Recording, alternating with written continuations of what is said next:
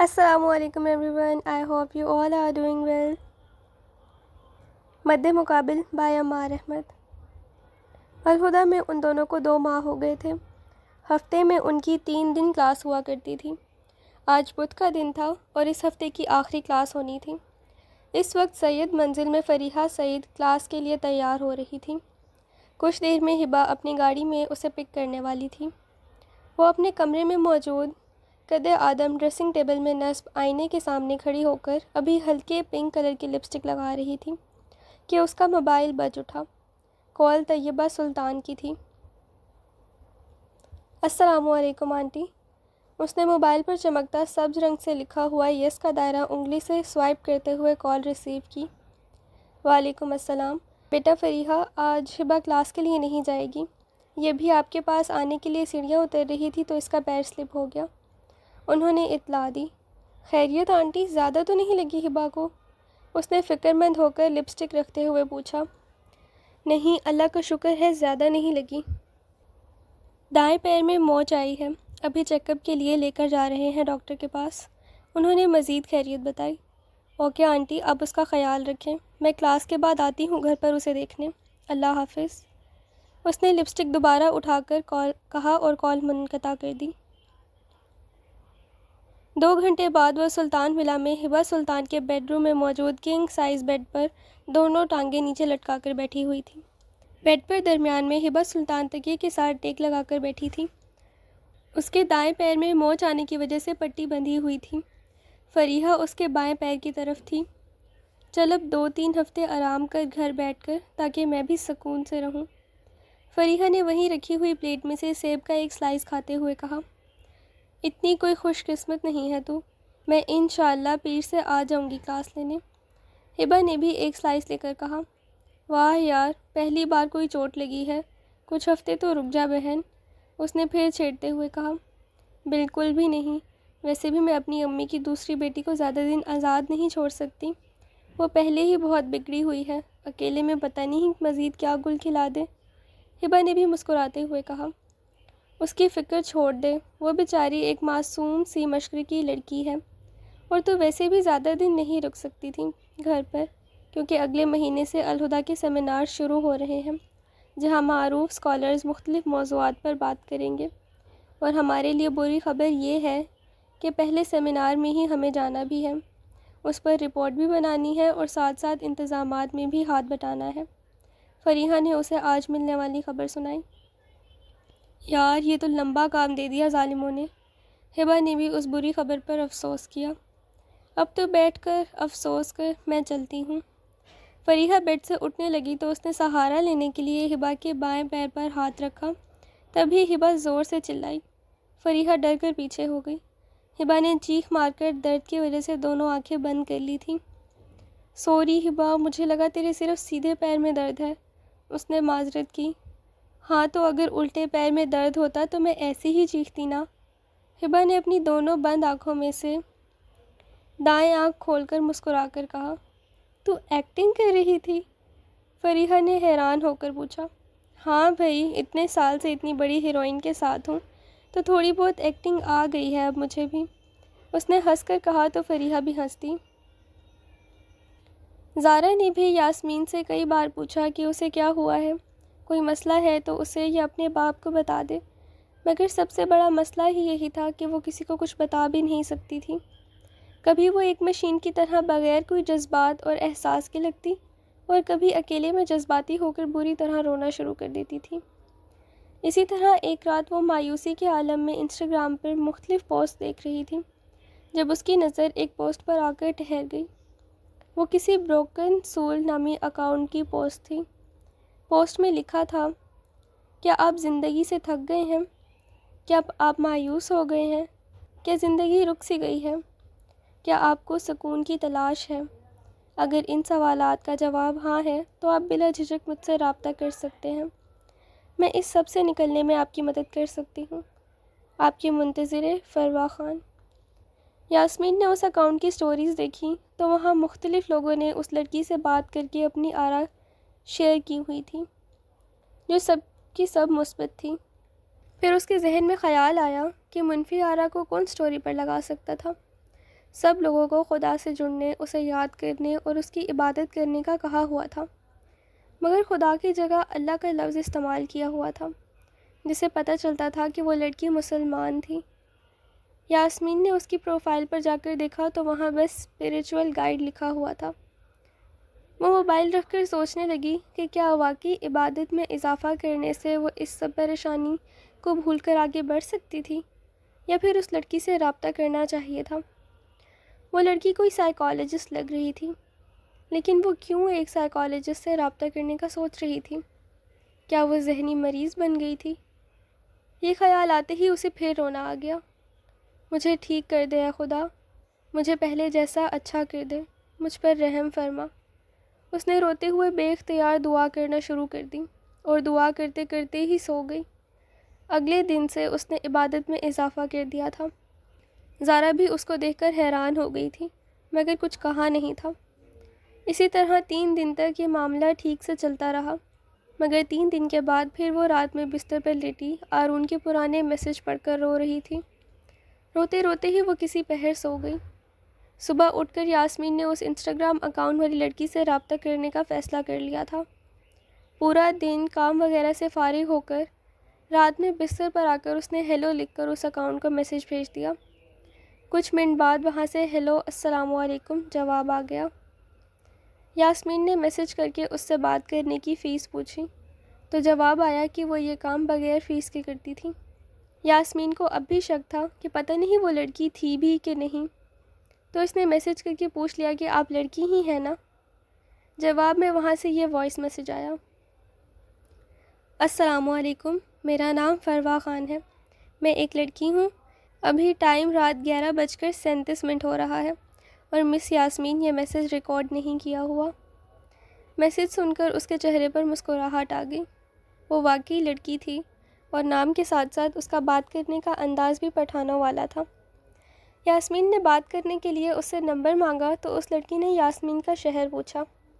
یاسمین نے کراچی بتایا تو اس لڑکی نے کہا کہ وہ بھی کراچی میں ہی تھی اور یاسمین کال پر بات کرنے کے بجائے ملنے آ جائے، کیونکہ مل کر زیادہ بہتر طریقے سے بات ہو سکتی تھی۔ اس نے اپنا ایڈریس بھی بھیجا جو کہ یاسمین کے گھر کے قریب ہی صدر کے علاقے میں تھا۔ یاسمین نے کہا کہ وہ سوچ کر بتائے گی۔ ابھی وہ سوچنے لگی کہ اس لڑکی سے اکیلے ملنے جائے یا نہیں۔ وہ پہلے ہی والدین سے باتیں چھپا کر اس حال میں پہنچ چکی تھی، اب مزید نقصان اٹھانے کی متحمل نہیں ہو سکتی تھی۔ مگر مسئلہ اب بھی یہ تھا کہ اپنی اس حالت کی وجہ وہ گھر پر کسی کو بتا نہیں سکتی تھی۔ زارا نے اس سے مزید بددل ہو جانا تھا۔ اکبر کو اس پر جو بھروسہ تھا وہ اسے پہلے ہی توڑ چکی تھی۔ اب باپ کو اس کی اطلاع دے کر مزید شرمندہ نہیں ہو سکتی تھی، اور پھر اس لڑکی سے ملاقات کرنا بھی آسان نہیں تھا۔ وہ مسلمان لڑکی تھی۔ مزید 2 دن اس نے اسی سوچ میں گزار دیے۔ پھر اسے خیال آیا کہ وہ اپنی زندگی ایسے ہی برباد ہوتی نہیں دیکھ سکتی تھی۔ اس کے تو کئی خواب تھے جو اس نے آرون کے آنے سے پہلے دیکھ رکھے تھے۔ اسے ان خوابوں کو پورا کرنا تھا، اس لیے بالآخر اس نے فروا خان سے ملنے کا فیصلہ کر لیا۔ اس بار اس نے جاتے وقت ماں کو سچ بتایا تھا کہ صدر کے قریب کوئی خاتون سائیکالوجسٹ ہے فروا خان، وہ ان سے ملنے جا رہی تھی۔ سائیکالوجسٹ کا سن کر زارا پریشان ہو گئی تھی۔ یاسمین، سائیکالوجسٹ کے پاس کیوں جا رہی ہو؟ کیا ہوا ہے تم کو؟ اس نے سوال کیا۔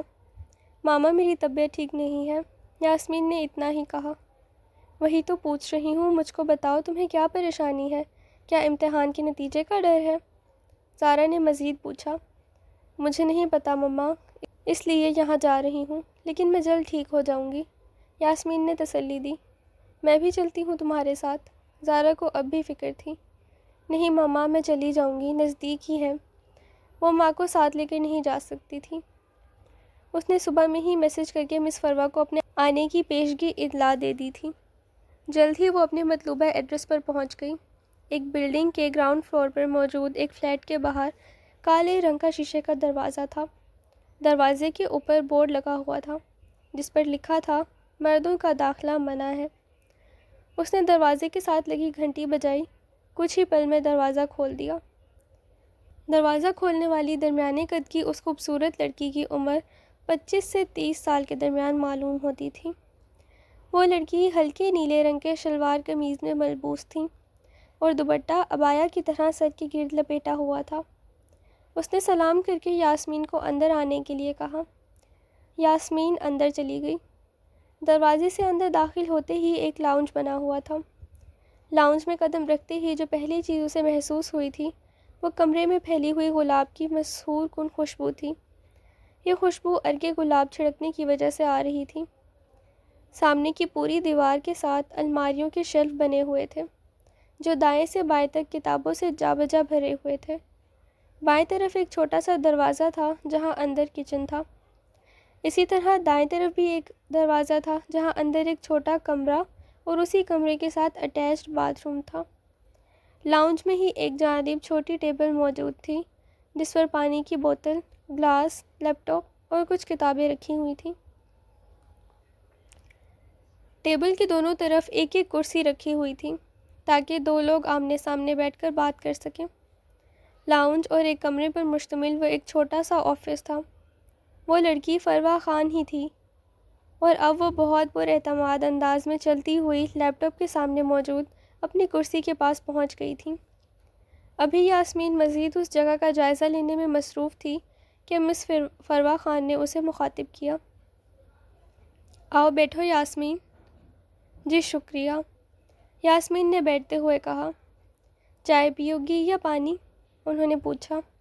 ابھی کچھ بھی نہیں، اس نے جواب دیا۔ چلو پہلے میں تمہیں تھوڑا اپنے بارے میں بتا دوں۔ میرا نام تو تم کو پتہ ہے، میرا تعلق خیبر پختونخوا سے ہے۔ میرا بھائی ہم دونوں وہیں پیدا ہوا تھا۔ پھر میری اماں ابا کچھ وقت بعد یہاں کراچی آ گیا۔ یہاں ابا نے ملازمت کر لیا۔ ہم بہن بھائی بڑا ہو گیا، پڑھ لکھ گیا۔ پھر ابا کا انتقال ہو گیا۔ میرے یونیورسٹی سے پاس ہونے کے بعد اماں کا بھی انتقال ہو گیا۔ بھائی مجھ سے بڑا ہے۔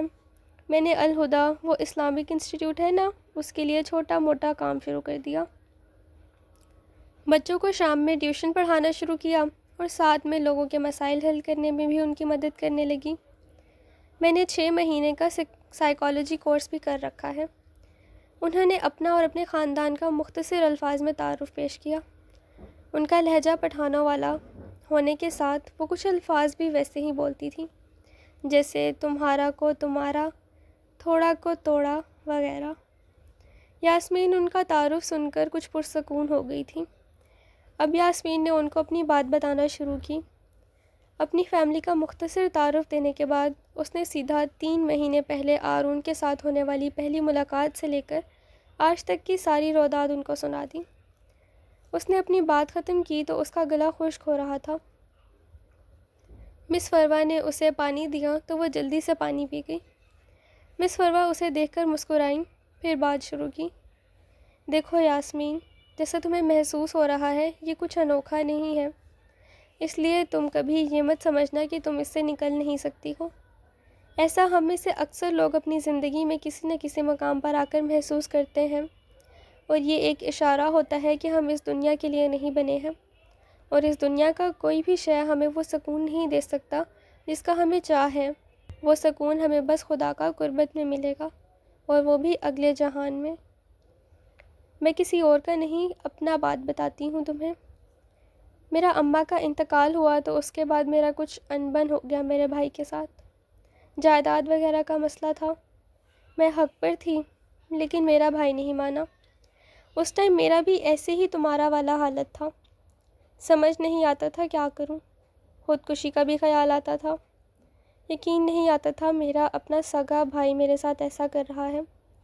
مگر پھر میں نے سوچا کہ اگر کوئی میرے ساتھ غلط کر رہا ہے تو میں کیوں اپنا جان لے کر اپنے رب کا نافرمانی کروں۔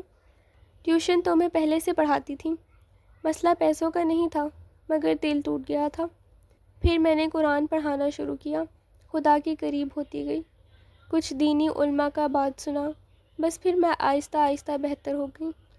میں نے پھر اس سب کے بارے میں سوچنا چھوڑ دیا، اپنے کام میں مصروف رہنے لگی۔ آج دیکھو میں بالکل ٹھیک ہوں۔ انہوں نے جملہ ختم کر کے سانس لیا، پھر سلسلہ کلام جوڑا۔ یہ جو ہمارے غم کا، پریشانی کا ٹائم ہوتا ہے نا، اسی ٹائم وہ خبیث شیطان آ کر ہمارے دماغ میں وسوسہ ڈال دیتا ہے کہ اب ہم نے ہمیشہ ایسے ہی رہنا ہے۔ کسی بھی بات پر غمگین ہونا غلط نہیں ہے، غلط یہ ہے کہ ہم اس غم کا وجہ سے خدا کا رحمت سے نا امید ہو جائیں۔ تمہیں پتہ ہے کہ جو لوگ بہت بیمار ہوتے ہیں اور مرنے کے قریب ہوتے ہیں، جب ان سے پوچھا جاتا ہے کہ آپ کو زندگی میں کسی بات کا کوئی پچھتاوا ہے تو وہ کیا جواب دیتے ہیں؟ وہ لوگ یہ نہیں کہتے کہ کاش فیملی کے ساتھ اور وقت گزار لیتے، یا اور پیسہ کما لیتے، یا اور پڑھائی کر لیتے۔ نہیں، وہ لوگ کہتے ہیں کہ کاش ہم اور وقت خدا کا یاد میں اس کے ذکر میں گزار لیتے۔ اس لیے ہمیں خدا سے اس کے کلام سے جڑ کر رہنا چاہیے۔ کوئی غم ملتا ہے تو وہیں رک نہیں جانا چاہیے، آگے بڑھنا چاہیے، اس پریشانی یا غم سے نکلنے کی کوشش کرنی چاہیے، خود کو مصروف رکھنا چاہیے اور خدا سے دعا کرنی چاہیے کہ اس نے ہمارے لیے جو بھی فیصلہ کیا ہے اپنے اس فیصلے سے ہمیں راضی کر دے۔ مس فروا نے اپنی بات مکمل کی۔ ان کو اندازہ تھا کہ یاسمین عیسائی ہے، اس لیے انہوں نے اس سے بات کرتے ہوئے اللہ کے بجائے خدا کا لفظ استعمال کیا تھا تاکہ اسے وہاں اجنبیت محسوس نہ ہو اور وہ پورے دھیان کے ساتھ اس کا مسئلہ حل کر سکیں۔ یاسمین کو ان کی باتیں سن کر بہت اچھا محسوس ہو رہا تھا۔ آج اس نے پہلی بار اپنی پریشانی کسی سے شیئر کی تھی۔ اس کا دل ہلکا ہو گیا تھا۔ کبھی اپنی پریشانی کسی کو بتا دینا ہی ہمارے دل و دماغ کے لیے بہت اچھا ہوتا ہے۔ اس دنیا میں کوئی ہے جسے ہم اپنا دکھ سنا سکتے ہیں، یہ بات ہی کافی اطمینان بخش ہوتی ہے۔